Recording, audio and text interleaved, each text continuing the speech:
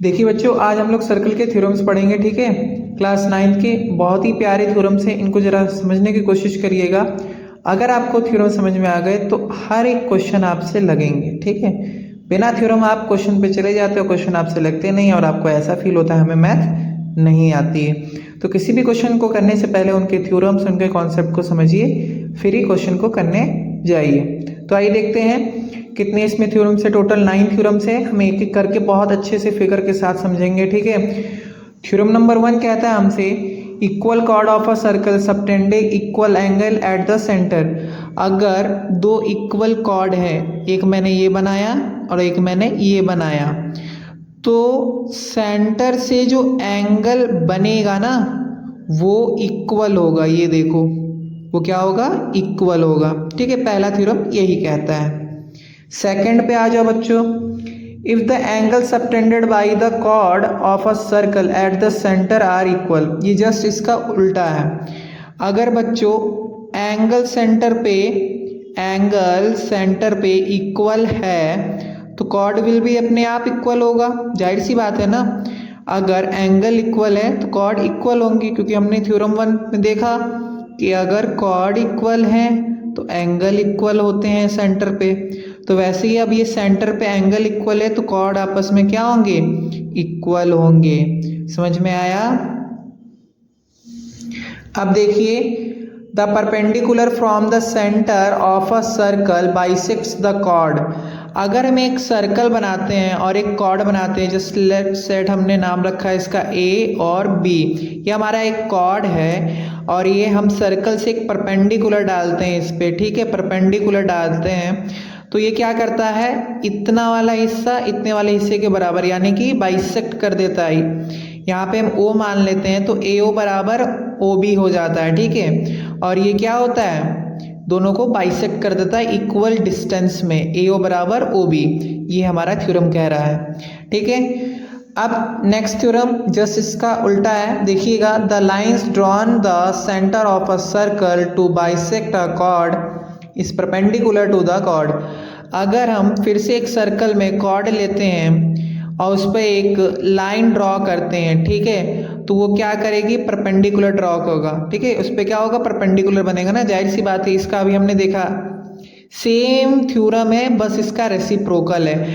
अगर बाइसेक्ट्स यानी कि ये AO बराबर OB है तो ये क्या है? परपेंडिकुलर है। फ्रॉम ड्रॉन द सेंटर से एक लाइन जो आएगी वो क्या होगी? परपेंडिकुलर होगी, तभी तो बाइसेक्ट करेगी, तभी तो दोनों डिस्टेंस इक्वल होगी। AO बराबर OB। समझे बात को? बस इतना सा थ्योरम है। थ्योरम नंबर 5 की तरफ चलते हैं। उससे पहले आप लोग स्क्रीनशॉट ले लीजिए अगर लेना चाहते हैं तो। ओके सर, ले लिया है मैंने। अब देखिए, थ्योरम नंबर 5 को बड़ा ध्यान से समझना। बहुत ही अच्छा थ्योरम है लेकिन थोड़ा सा कंफ्यूजिंग है। There is one and only one circle passing through the 3 given non collinear points. तो सबसे पहले हम समझते हैं कोलिनियर पॉइंट्स क्या होते हैं। ये 3 पॉइंट मैंने ड्रॉ किए, चलो एक 4 भी कर लेते हैं। ठीक है, तो अगर यहाँ से सेम लाइन पे ही सारे पॉइंट लाई करते हैं उसे क्या कहते हैं? कोलिनियर। अब फिर मैं यहाँ पे क्या कर दूंगा? 3 पॉइंट्स ड्रॉ किए, लेकिन सभी पॉइंट एक ही लाइन पर तो नहीं कर रहे लाइन, तो ये हो गए नॉन कोलिनियर। ये कोलिनियर और ये नॉन कोलिनियर, यानी एक लाइन पे पॉइंट करने वाले लाई को, ठीक है, नहीं समझे? अगर एक लाइन पे सभी पॉइंट करने वाले जो पॉइंट्स होंगे सभी लाई होंगे तो उसे क्या कहा जाएगा? Collinear.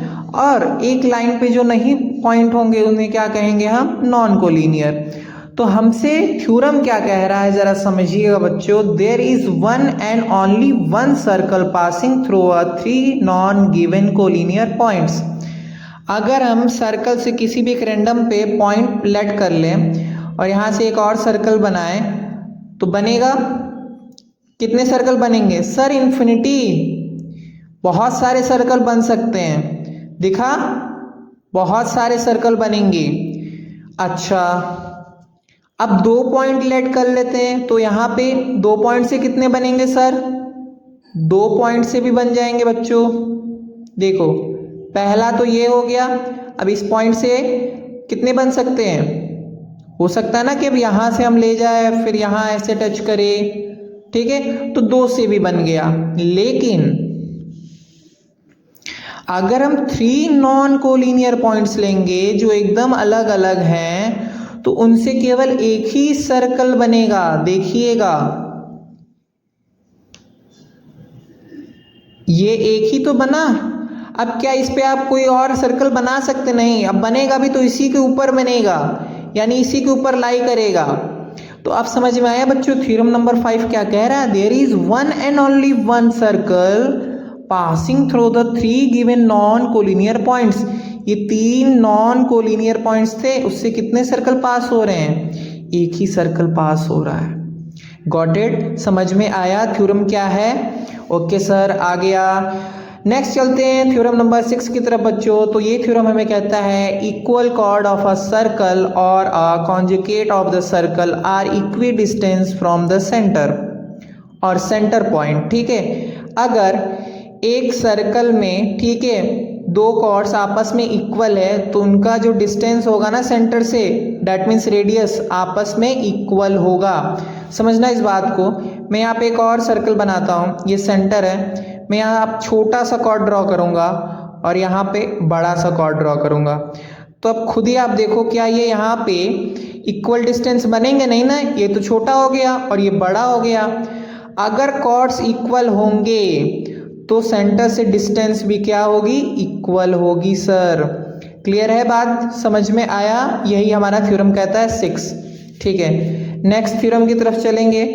Theorem number 7 is saying, हमसे क्या कह रहा है? Chord equi distance from the centre of a circle are equal in length. अब इसी का जस्ट रेसिप्रोकल है। अगर कॉर्ड्स इक्वी डिस्टेंस है फ्रॉम द सेंटर से तो इक्वल होंगे उनके लेंथ। देखिए ये सर्कल बनाया, ये सेंटर से डिस्टेंस इक्वल है तो हमें पता है इनके लेंथ भी क्या होंगे? आपस में इक्वल होंगे। होंगे कि नहीं होंगे? ये होंगे ना, जस्ट इसका रेसिप्रोकल है। तो थ्योरम नंबर 7 यही कहता है बच्चों, जस्ट 6 का रेसिप्रोकल है। 6 में क्या था? 2 कॉर्ड्स थे, अगर वो इक्वल है उनके डिस्टेंस भी क्या है? आपस में सेंटर से इक्वल है। अब यहाँ सेंटर से डिस्टेंस इक्वल है तो कॉर्ड की लेंथ क्या होगी? इक्वल होगी ना, वही कहना चाह रहा है। That is a theorem number 7। I hope clear होगा। स्क्रीनशॉट लेना चाहते ले लीजिए बच्चों। चलिए थ्योरम नंबर 8 पे चलते हैं। The angle subtended by the arc eight the centre is a double of the angle subtended bye it any centre of the remaining part of the circle. कहने का मतलब क्या बच्चों? हमने यहाँ पे एक सर्कल बनाया और सर्कल से एक जो ये आर्क बन रहा है, ठीक है, ये जो आर्क बन रहा है ये कितना है?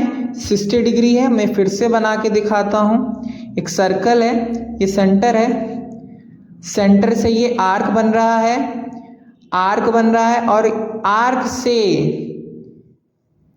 मान लेते ये 60 डिग्री है तो एंगल सबटेंडेड होगा, ये कितना होगा? 30। देखिए अगर ये 60 है तो ये कितना हो जाएगा? 30। मान लीजिए आपको क्वेश्चन दे दिया POR और यहाँ पे S, ये 60 है और कह दे ये एंगल बताइए कितना है। तो बच्चों आप क्या लगाएंगे? Theorem number 8, angle subtended by the R eight the centre. अगर ये 60 है तो सर ये कितना होगा? 30, ऑलवेज आधा उसका। ठीक है, चाहे आप इधर से ड्रॉ कर लो तो भी सेम चीज रहेगा। ठीक है, देखो इधर से ड्रॉ कर लो तो भी सेम चीज रहेगा। देखा? अब यहाँ पे जितना एंगल बनेगा यहाँ पे उतना ही बनेगा। क्लियर है बात? है ना? मान लेते हैं यहाँ 100 बन रहा है तो यहाँ 50 बनेगा सर। डजंट मैटर, कैसा भी फिगर बना हो, अगर आर्क से एंगल सबटेंडेड है तो उसका हाफ होगा एंगल। ठीक है, 100 है तो 50, 50 है तो 25। ठीक है, चलिए बच्चों थ्योरम नंबर 9 पे चलते हैं। What is a 9 saying? Angle in the same segment of the circle are equal.